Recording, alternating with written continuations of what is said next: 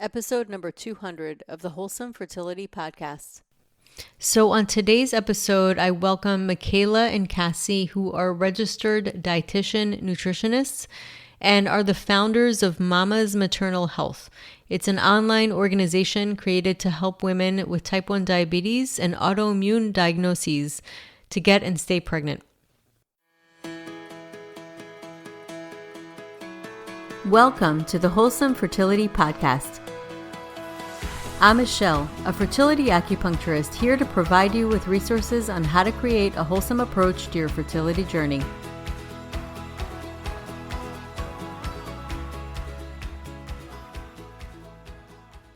Welcome to the podcast, Makayla and Cassie. Hello. Oh, thank you so much for having us. Of course. So I would love to have you share your backgrounds for the listeners and how you got into the work that you do.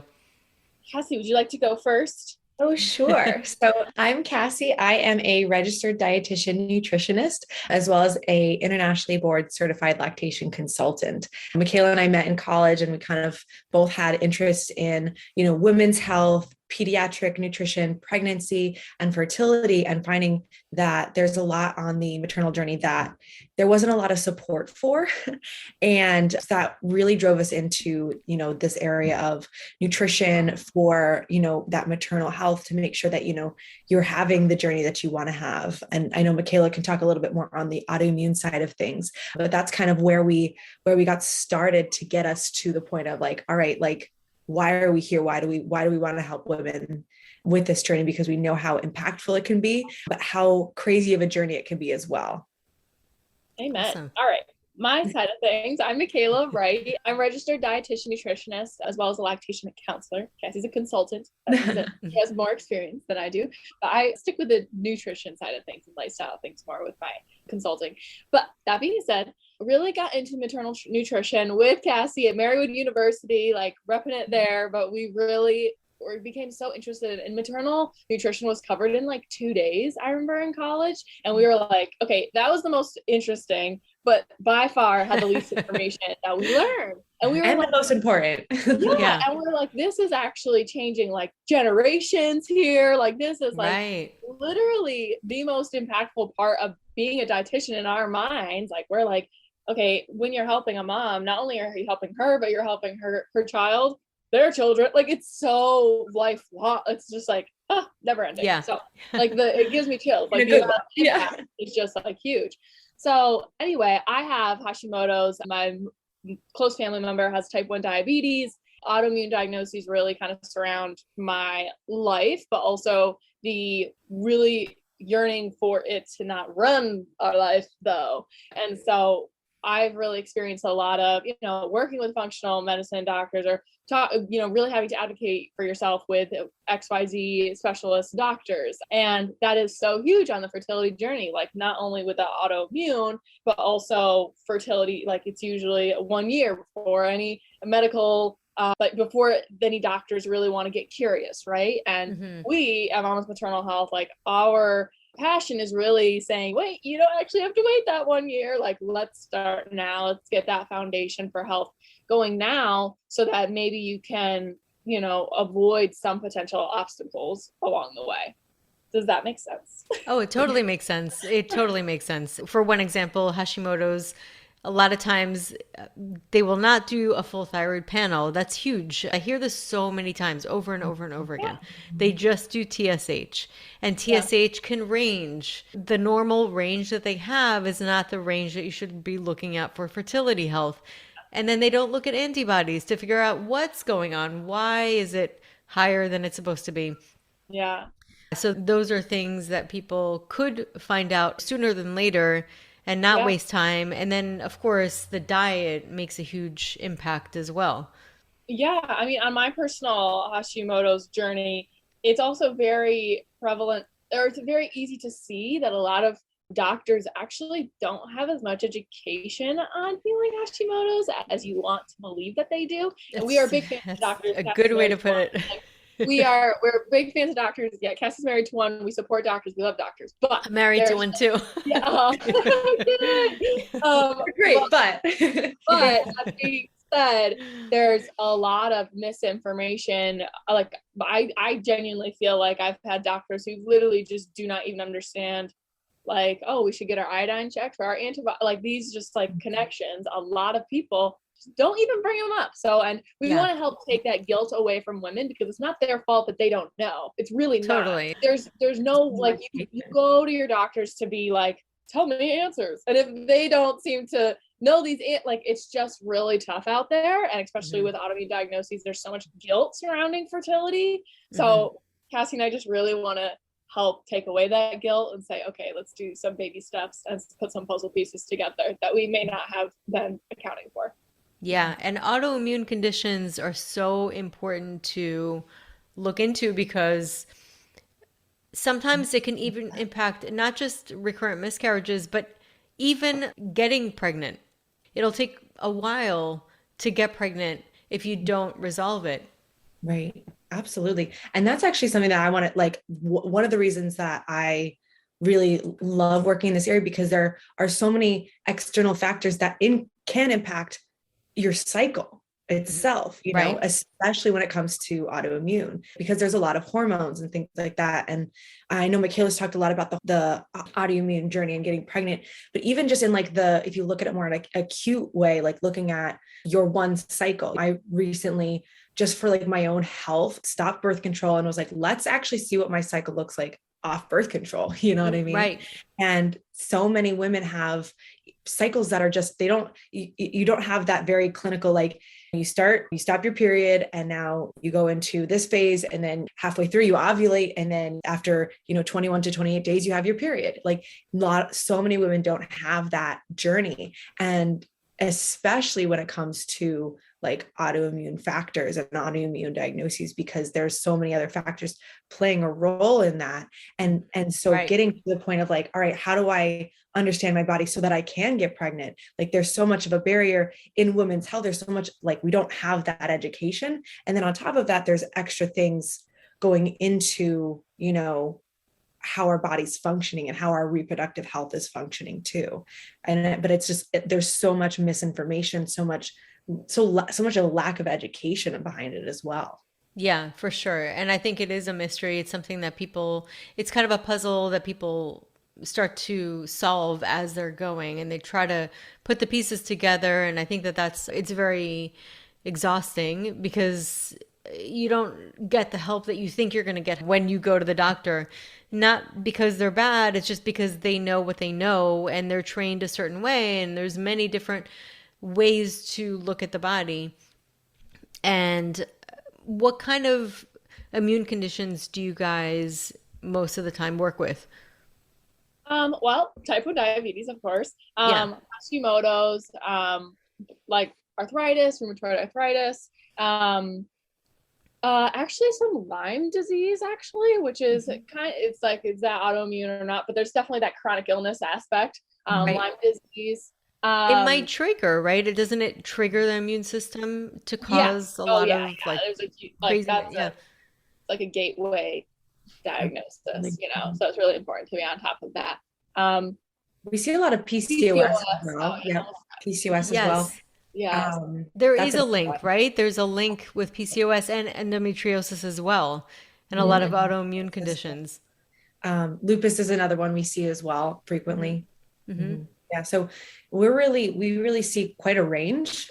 And a lot of it is like, it's like your diagnosis is very specific, but they all have very similar ways that they're interacting with fertility in, in certain aspects of things. And, how we have to look at, I think the biggest thing is looking at the biggest picture, looking at the picture as a whole, and not just like, all right, we're looking at fertility here and we're looking at your diagnosis here, like understanding that everything plays a part, and understanding how that's impacting your lifestyle, impacting your nutrition itself, impacting your overall health. And that really gives you the biggest picture of what's going on, I feel like. So let's talk about how gut health relates to autoimmune conditions, because there's a huge link to that.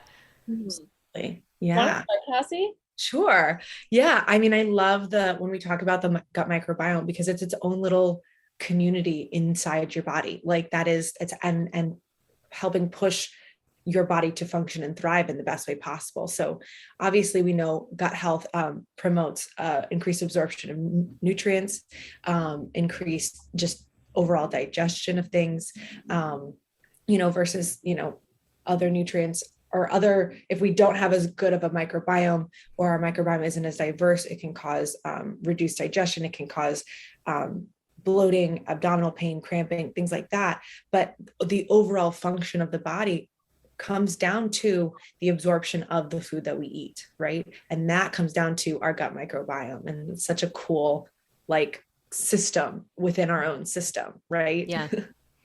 And also leaky gut, right? That causes the immune system to get a little bit more reactive.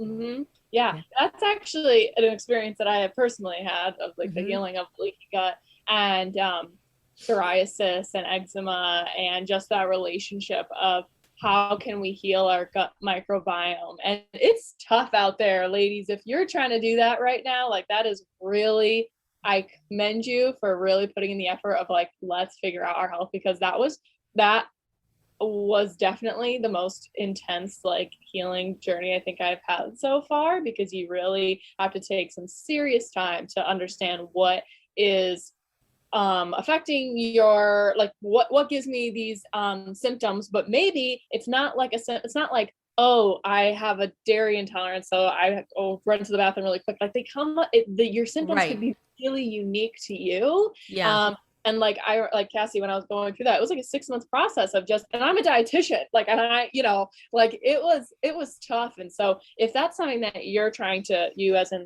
listener, if that's something that you are trying to work through, definitely reach out for dietitian support. That is one big one. If you're trying to figure out what are your food triggers, what are the things that you may need or should, whatever works for you. We're also not super into restrictive eating at Mama's Maternal Health. So if you're ready to take that step, definitely have that support person to make sure you're getting all the vitamins and minerals that you need. You're not becoming malnourished because we're taking things away, if that makes sense. Yeah. The whole healing of the gut can get feeling real restrictive real fast. So how can we have a good relationship with our body and food while still, respecting our healing process? If that makes sense. Yeah. And just kind of background of what Makayla's talking about a little bit here is figuring out so obviously when we talk about gut health, a lot of times we think of prebiotics, probiotics.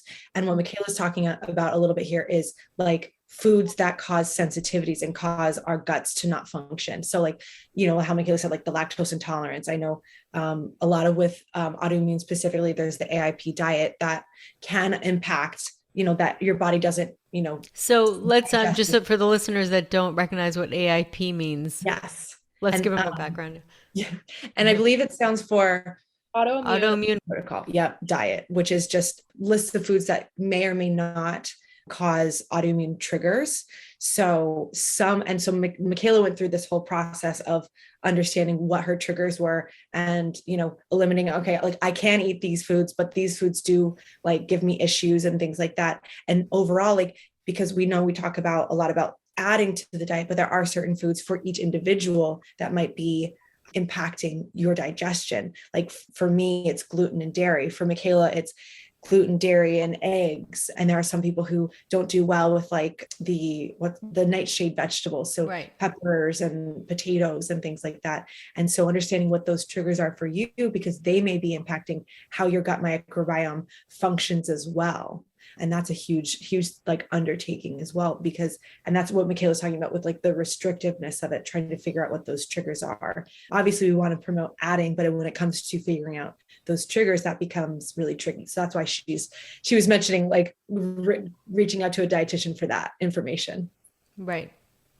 Thank you, sure. Cassie. That was good. Yeah, and it definitely can be a game changer, because if you're getting all that inflammation, which can also cause a leaky gut, and if you're getting this constant assault from food sensitivities, it's just over and over and over again, you're really not absorbing, and then it increases inflammation, and it's just a whole cycle. So that's probably the hardest part really of taking on a new diet, is to remove, because then people feel like, well, what am I going to eat? Because I'm so used to eating this food. Yeah. That's another thing. Definitely with Mama's Maternal Health, we understand that we are human, and there's sometimes where following all of these different things that is like example, I know that my eczema and my psoriasis honestly is best when I really watch out for any kind of processed foods. Like it really can interrupt my whatever. It can affect my skin. But I also know that I'm a human and I want to go hang out with my friends and go out to dinner every once in a while. And there's just some things that you just don't know what is going on. And so at Mama's Maternal Health, we really want to create that balance of like, okay, we're human though too. How can we enjoy our life while also respect our bodies and like know that sometimes we just got to do our best. Cassie, does that make sense? But I just said. Yes, I think so. Yeah. Definitely. Yeah. And understanding that this journey is not, it's not all or nothing. I think that like when it comes to autoimmune, when it comes to fertility, it's not an all or nothing situation. Every step that you take to get to a better place of health is a step forward, and there are side steps where we say, okay, like I'm going out to eat and maybe I ate, something that may cause a bit of a trigger for me. That doesn't destroy your journey and set you back to step one. You just took a side step and we just have to sidestep back in and keep moving forward. You know what I mean? I think that's another big thing when it comes to fertility, because we put a lot of pressure on ourselves as women to be perfect. And I think we could get into more of like societally, that's also what we like put so much pressure on yourself anyway. And when it comes to fertility, it's like, well, this is the one thing that my body should be able to do. And here I am 3, 5, 6, 7 months out, and I'm still not seeing results. And so, understanding that, we're not perfect. And this journey is a long haul journey. And, not putting so much pressure on ourselves is definitely huge for sure. Yeah, absolutely. And I also wanted to mention that gluten, that's like one thing that a lot of people are sensitive to. Not everybody, but a lot of people are sensitive to. And what's interesting about gluten is it doesn't work like dairy. Like you were saying before, Makayla, you were saying that sometimes you'll have dairy and then you go to the bathroom right away. It doesn't necessarily do that, and it doesn't do the same thing with everybody. Some people can have like migraines, some people can have joint pain, some people and some people don't even have celiac per se. They just have a sensitivity. So it's such a wide range that it can be very hard to pick up. Yeah. And people are like, oh, no, I don't have that sensitivity. It's fine. And then like, I don't know, a week or two later, they start to either break out or they get like some kind of reaction and they feel like it's totally unrelated. Yeah, it's not an immediate response because their body's processing it. Absolutely. Makayla and I are both gluten sensitive, and mine is mostly GI, but I know like my mom gets intense migraines. She gets brain fog. I know like we have had clients that it's just like really, really terrible achy joints. And it really, I think it depends on the individual and the diagnosis specifically, but it definitely can cause that inflammation and that kind of that reaction. That's not always, how you said, that immediate response. It's sometimes a little bit later on. And that's why a lot of this comes down to, it's not like an acute thing. All of this is very chronic, and it's very much so like, the longer that we work towards our health, the better results we're going to see. And I feel like that's such the case with fertility because, conception, if you think about it, 3 months prior to conception, all of your health journey in that time impacts the overall quality of the egg and sperm, the overall efficacy of the pregnancy.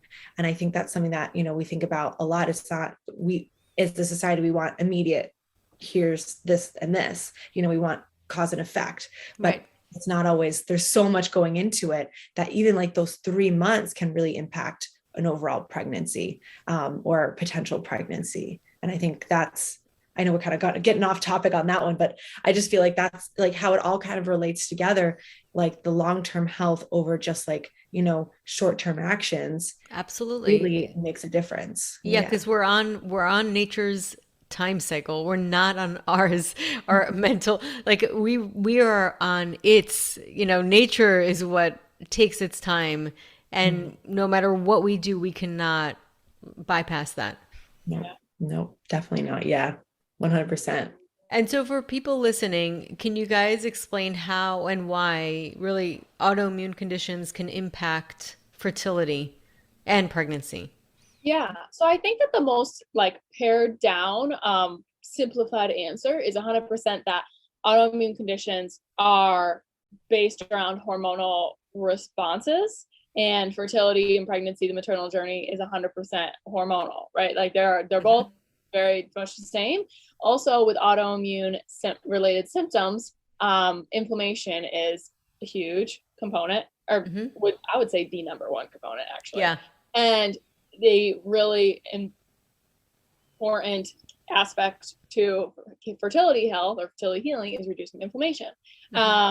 Also, stress negatively impacts fertility, as we know, right? But stress also negatively impacts our autoimmune diagnosis. So, because that's why I say, like, at a hormonal level, they're both run by hormones.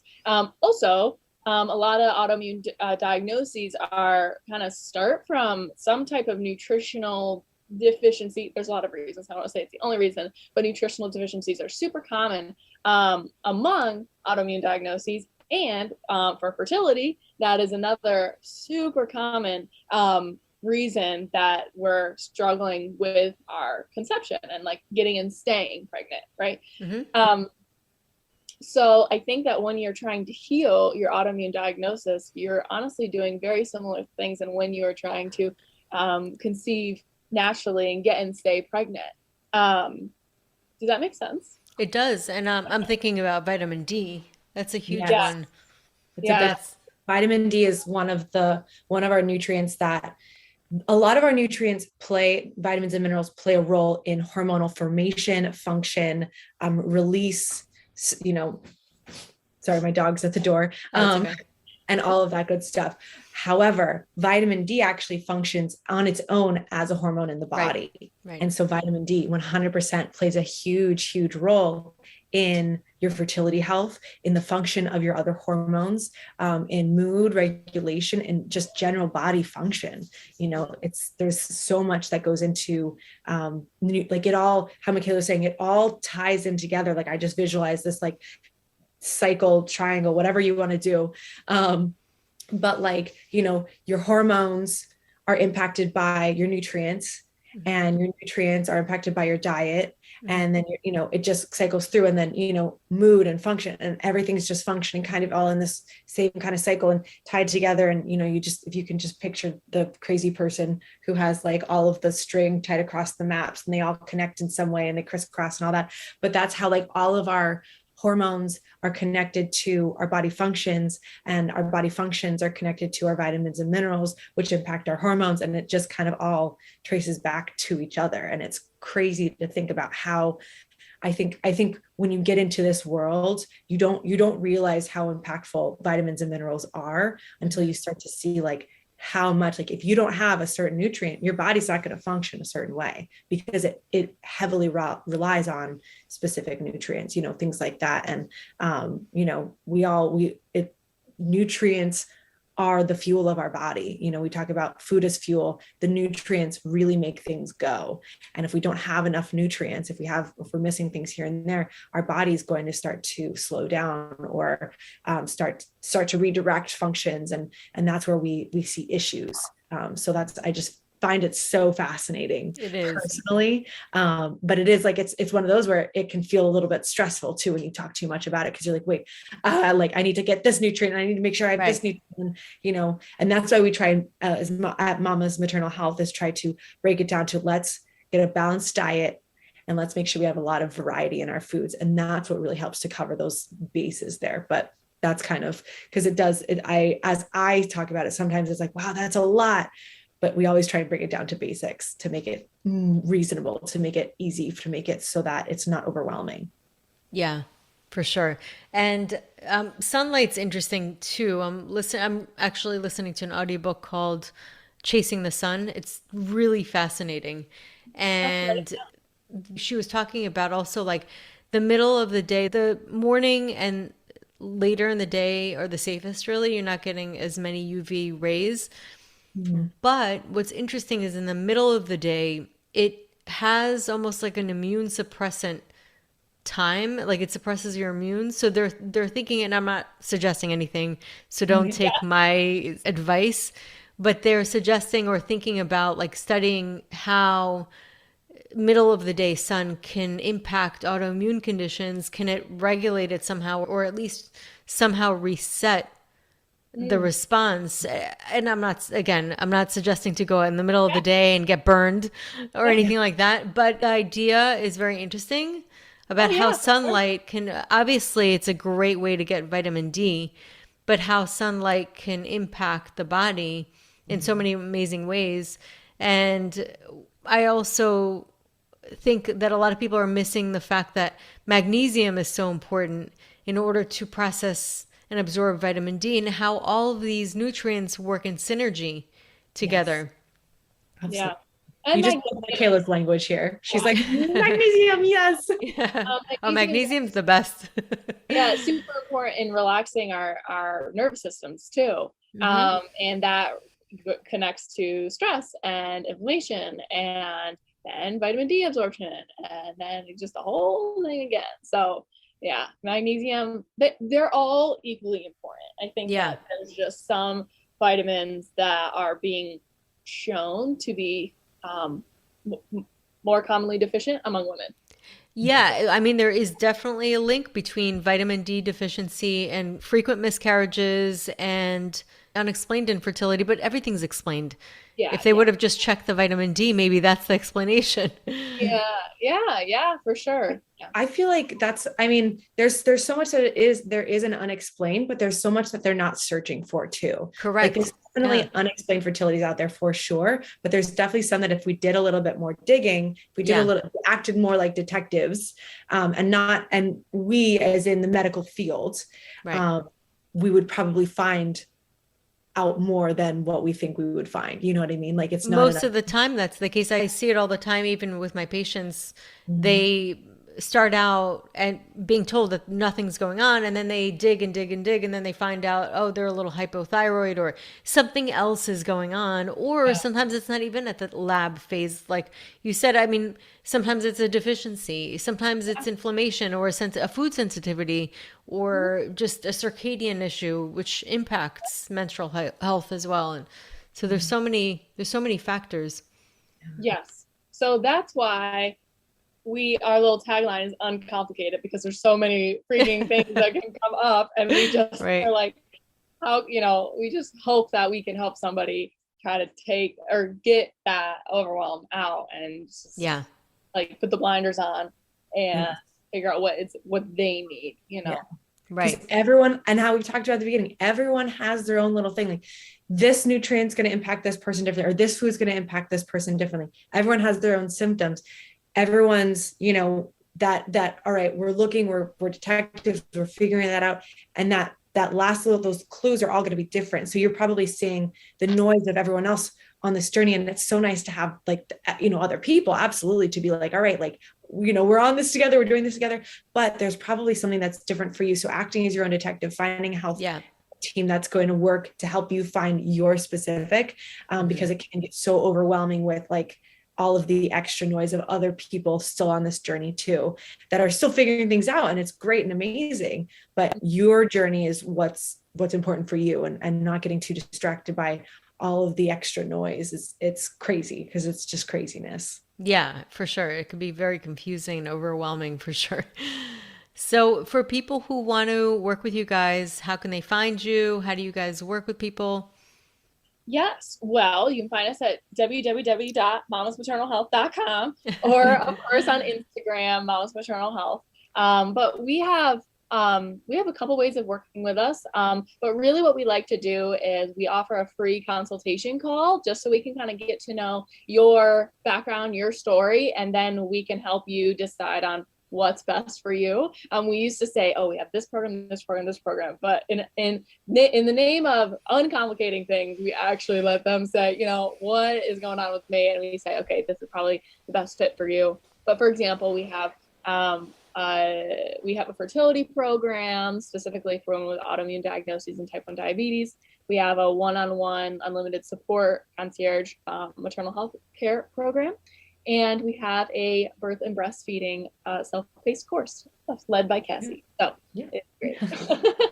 And the fertility program is a group program as well, to help kind of get like, you know, that camaraderie, but also still a lot of specifics to you. So that's, you know, that's kind of, we run that every couple months here and there. So yeah.